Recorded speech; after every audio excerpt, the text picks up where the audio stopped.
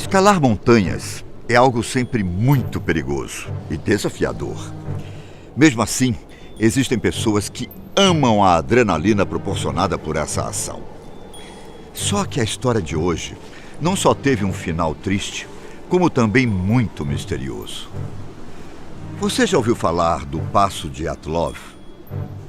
Eu sou Ivan Lima e você é sempre muito bem-vindo aqui ao canal Fatos Desconhecidos. Em 1959, um caso fez a população da então União Soviética pedir que o governo desse alguma resposta satisfatória sobre o que aconteceu em uma viagem de esqui na Sibéria, que terminou na morte de 9 estudantes.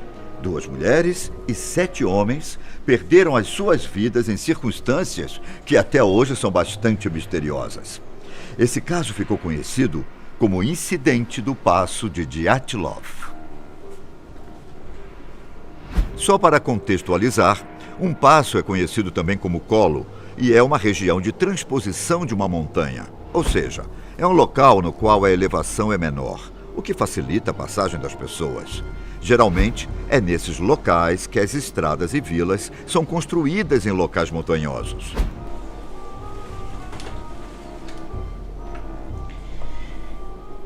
Tudo começou quando um grupo de 10 pessoas quis explorar os Montes Urais. Se você não é muito bom em geografia, eu vou te dar uma força. Os Montes Urais são uma cordilheira localizada na Rússia, que se estende até o Cazaquistão.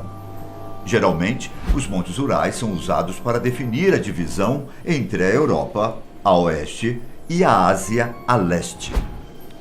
Essa cadeia de montanhas atrai milhares de turistas e também aventureiros, que buscam não só apreciar a vista, como também explorar a região. Um desses aventureiros se chamava Igor Dyatlov. Ele era um estudante de engenharia do Instituto Politécnico dos Urais, hoje chamado de Universidade Federal dos Urais. Ele conseguiu convencer mais 9 estudantes a irem com ele na jornada. E antes que você pense que ninguém sabia o que estava fazendo, cada um dos estudantes era um membro experiente em escaladas de montanhas com esquis. A ideia de Dyatlov era chegar ao pico da montanha Oterten. Parece obra do destino. Oterten significa, na língua local, algo como "não vá lá". Porém, os estudantes decidiram ignorar o nome nada convidativo e acreditaram que seria uma experiência interessante. No dia 25 de janeiro, eles pegaram um trem rumo à cidade de Ividel. De lá, eles foram de caminhão até uma vila chamada Vizai. Esse local é conhecido por ser o último lugar habitado antes de se chegar à montanha. 2 dias depois, eles finalmente começaram a jornada rumo à montanha. No dia seguinte, um dos membros da viagem, Yuri Yudin, acabou sentindo fortes dores nos joelhos e nas juntas. Por causa disso, ele achou melhor parar e decidiu retornar. Mal sabia ele que essa foi a decisão que salvou a sua vida. Os outros 9 estudantes se despediram de Yuri e decidiram continuar. No dia 12 de fevereiro, nenhuma notícia foi dada por parte de Dyatlov e seu grupo. Porém, ninguém ficou preocupado. Esses atrasos eram bastante comuns naquele tipo de expedição. Além disso, o próprio líder chegou a dizer para Yuri, antes dele ir embora, que talvez eles pudessem ficar um tempinho a mais na montanha. Só que, com os dias se passando, a tal da preocupação foi ganhando espaço na mente e no coração das pessoas. Até que, finalmente, no dia 20 de fevereiro, ficou decidido que uma equipe de resgate, feita por diversos voluntários, seria enviada para ver o que poderia ter acontecido com os estudantes. Logo, a história chegou aos ouvidos das autoridades, que decidiram enviar grupos militares para poder ajudar nas buscas.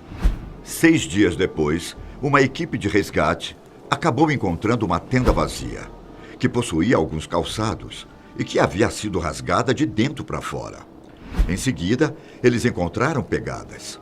Isso levava a crer que os estudantes poderiam estar por perto. E foi justamente isso que aconteceu. Em questão de poucas centenas de metros, foram encontrados os 2 primeiros corpos. Eles estavam sem nenhum calçado e também somente com as suas roupas íntimas. Um pouco mais à frente, mais 3 pessoas estavam sem vida, na neve. Entre elas, estava o líder dos viajantes, Igor Dyatlov. Entretanto, ainda faltavam mais 4 pessoas para serem encontradas. Os 4 corpos só foram achados no dia 4 de maio em uma ravina. O saldo de viagem foi extremamente desastroso. O único sobrevivente foi Yuri, o rapaz que voltou logo no começo. Os corpos de todos os estudantes foram achados a cerca de 10 quilômetros ao sul do seu destino final, a montanha Otorten. Foi por causa de Igor Dyatlov que o local acabou ficando conhecido como o Passo de Dyatlov. Obviamente que a notícia de que os estudantes foram achados mortos acabou chocando o país. E além disso, havia um problema com relação aos corpos encontrados. Alguns deles possuíam fraturas nas costelas e nos crânios. De acordo com um dos primeiros relatórios feitos, uma das mulheres estava sem a língua e sem um dos olhos. Existem diversas teorias sobre o que teria ocorrido durante a expedição dos estudantes e feito com que eles morressem. Um fato interessante é que, graças a alguns registros feitos por câmeras e diários, é possível saber o que aconteceu com os estudantes alguns dias antes da morte deles. Logo após Yuri deixar o grupo, eles seguiram viagem rumo à montanha. No dia 31 de janeiro, os estudantes teriam chegado na área ideal para começar a escalada. No dia 1º, eles teriam se perdido e desviado de rota por causa das más condições climáticas do local. Porém, logo eles perceberam o erro e decidiram consertá-lo. Porém, algo aconteceu no acampamento entre a noite do dia 1º de fevereiro e o dia 2. Não se sabe o que teria feito todos abandonarem a tenda e saírem no frio de 30 graus negativos. O detalhe é que, claramente, nem todos os estudantes morreram ao mesmo tempo. Você se recorda que eu disse que os 2 primeiros corpos foram encontrados somente com as roupas íntimas?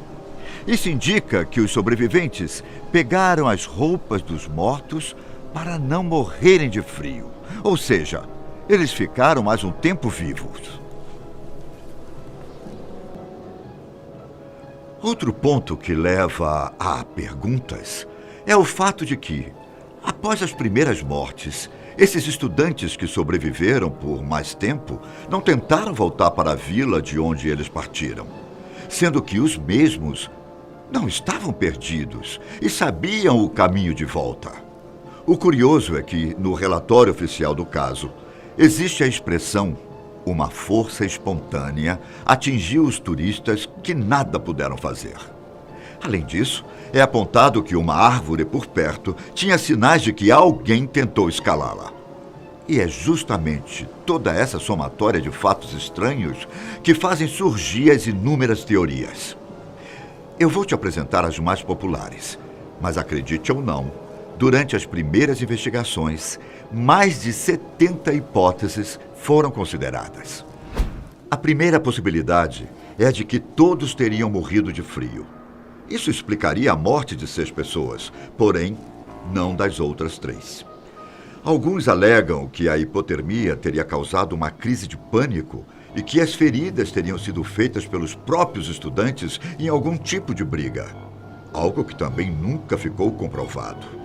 Existe a possibilidade remota, mas ainda assim possível, de que um grupo de bandidos tenha se encontrado com os estudantes no meio da montanha. E isso teria provocado toda a confusão e, consequentemente, a morte deles. Também existe a possibilidade de que testes militares estivessem sendo feitos no local. Lembre-se, em 1959, o mundo estava no auge da Guerra Fria. A União Soviética e os Estados Unidos estavam em uma corrida armamentista e também lutando pela supremacia espacial. Portanto, não é de se duvidar que os soviéticos estavam testando vários tipos de armamentos e novas tecnologias, principalmente em lugares afastados como os Montes Urais.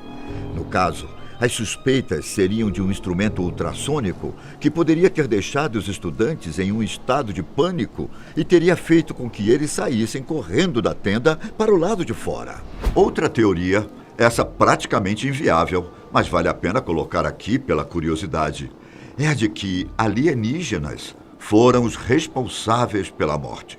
Eles teriam feito experimentos com os estudantes e depois os abandonaram na neve para morrerem.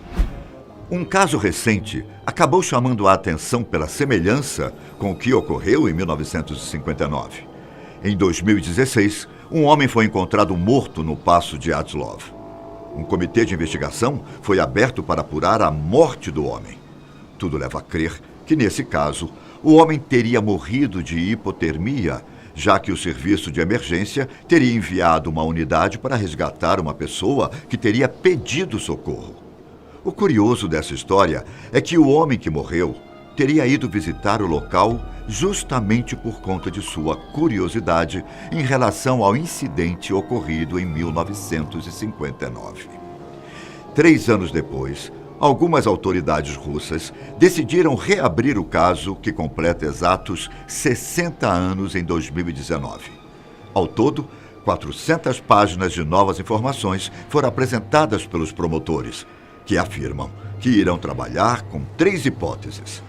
Se esse mistério será solucionado ou não, só o tempo dirá. Mas que essa história é bastante estranha, isso é. O vídeo de hoje vai ficando por aqui. Um abraço e até a próxima.